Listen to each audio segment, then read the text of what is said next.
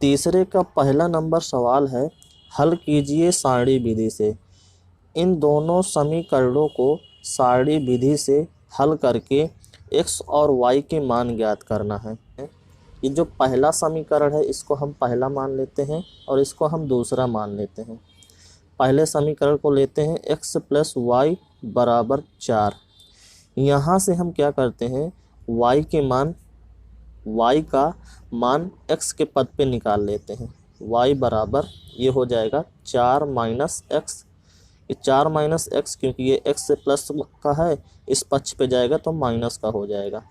ये हमारा y का मान x के पद पे आ गया, लेकिन ये अभी हमारा y का मान पूरी तरह से नहीं आया है, तो इसको हम सारणी विधि से ज्ञात करेंगे। सारणी एक बना लेते हैं, इस प्रकार से हम सारणी बना लेते हैं। फिर आगे क्या करते हैं, यहाँ हम x के ऐसे मान रखते हैं, निकालते हैं जो y के संगत हो। यहाँ x के मान रखते हैं जिसका y का मान हमारे संगत मान निकल जाता है। तो यहाँ x का मान हम चाहे माइनस में रखें, मतलब कि ऋणात्मक में रखें, और चाहे धनात्मक में रखें। तो यहाँ पे हम धनात्मक संख्या से रखते हैं 0 से 10 तक, या -0 से -10 तक, कोई भी हम मान रख सकते हैं। तो यहाँ पे x बराबर अगर हम धनात्मक में 0 रखते हैं तो y का मान कितना आएगा। अगर यहाँ पे x बराबर 0 रखेंगे इस प्रकार से 4 - 0, तो ये हो जाएगा 4। तो y बराबर कितना आ जाएगा, 4। तो यहाँ पे हम 4 रख देंगे। फिर इसी प्रकार से हम x बराबर यहाँ पे 1 रखेंगे तो 4 में 1 चला जाएगा, तो y बराबर हमारा 3 आ जाएगा। फिर इस प्रकार से x बराबर यहाँ पे 2 रखेंगे तो 4 में 2 गए तो यहाँ पे 2 आ जाएगा। फिर इसी प्रकार से यहाँ पर 4 में हम x का मान 3 रखते हैं तो ये आ जाएगा, 4 में 3 गए 1। फिर इसी प्रकार से यहाँ पे हम x का मान 4 रखते हैं तो 4 में 4 गए 0। फिर यहाँ पे हम 5 रखते हैं तो 4 में 5 गए तो -1। तो देखिए x का मान जब हमने 0, 1, 2, 3, 4, 5 रखा तो y का संगत मान इस प्रकार से हमको प्राप्त हो गया। इसी प्रकार से दूसरे समीकरण को भी हम हल करते हैं।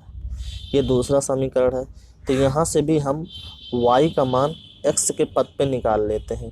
तो y 12y है, यहाँ पे 12y बराबर 13 है। ये 5x प्लस का है तो यहाँ पे आएगा तो माइनस का हो जाएगा 5x।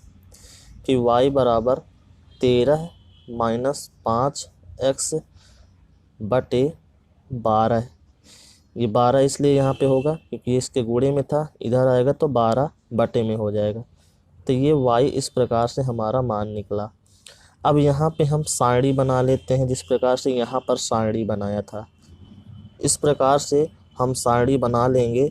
फिर यहाँ पे भी हम x के मान जिस प्रकार से 0, 1, 2, 3, 4, 5 रखे हुए हैं, यहाँ पर भी हम इसी प्रकार से रखेंगे। तो जब x बराबर 0 यहाँ पे हम पुट करेंगे, रखेंगे, तो यहाँ पर हमारा y का मान आ जाएगा 13 बटे 12, क्योंकि यहाँ पे जब 5 का गुणा 0 में करेंगे तो ये तो 0 हो जाएगा और यहाँ बचेगा 13 बटे में 12, तो y का मान 13। इसी प्रकार से हम यहाँ x का मान 1 रखेंगे तो ये हो जाएगा 5 × 9 5, तो 13 में 5 चले जाएंगे तो 8, यहाँ पे 8 बटे 12 आ जाएगा। इसको और हल करते हैं, ये 2 चौको 8 हो जाएगा और ये 3 चौक 12, 4 से भाग दे देंगे तो यहाँ पे 2 बटे 3 आ जाएगा। फिर इसी प्रकार से यहाँ पे x का मान हम 2 रखते हैं तो ये 5 दूनी 10 हो जाएगा, 13 में 10 गए 3 बटे 12 हो जाता है, यहाँ पे 3 बटे 12 हो जाएगा। तो 3 × 9 3 और 3 चौक 12, यहाँ पे 1 बटे 4 रख देंगे। फिर इसी प्रकार से x का मान यहाँ पे हम 3 रखते हैं तो यहाँ पे आ जाएगा -1 बटे 6। इसी प्रकार से यहाँ 4 रखते हैं तो -2 बटे 3 आ जाएगा। फिर यहाँ पे 5 रखते हैं तो -1 आ जाएगा। आप यहाँ पे हल करके रख सकते हैं। यहाँ पे x के मान 0, 1, 2, 3, 4, 5 रख करके इनको हल करके आप यहाँ पे रख सकते हैं y के मान। तो अब इसमें करना क्या है, इन दोनों विधि, इन दोनों सारणी में कौन से x और y के मान कॉमन दिख रहे हैं। तो यहाँ देखते हैं x का मान जब हमने 5 रखा है तो y का मान -1 आया है। यहाँ पे जब हमने x का मान 5 रखा है तो y का मान -1 आया है।